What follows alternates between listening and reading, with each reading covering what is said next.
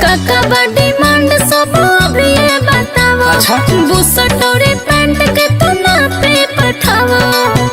अच्छा कुछ सोचा था सोचो फिर बाद में ना कुछ बोली हो तो जनी मारो पे जई हो तुरू।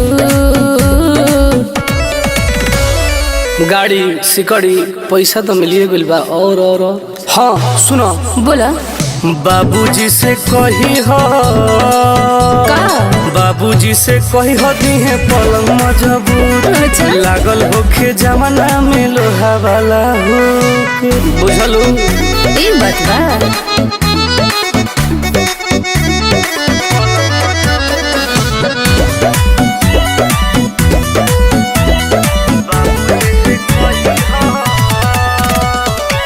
एक एक समान मिले बरान जे भी बातो हर डिमांड ये पिया।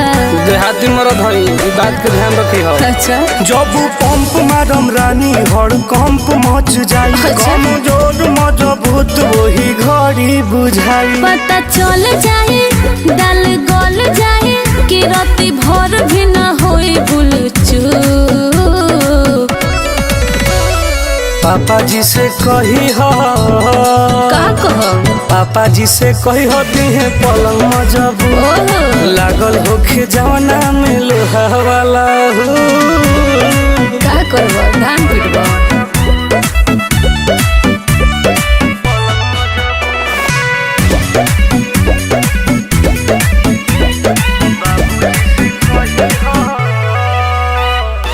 सुनिया जीत मिल सब सेवा अगुआ बार विराज देवा ए पिया।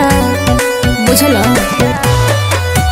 मच मच जब करी मजा होई किरकिरा तब कही हो ना टुन टुन से करी राजा धीरा नया न माना होए नहीं बहाना होए सेनुर डाले बेरी जानी जई हरू।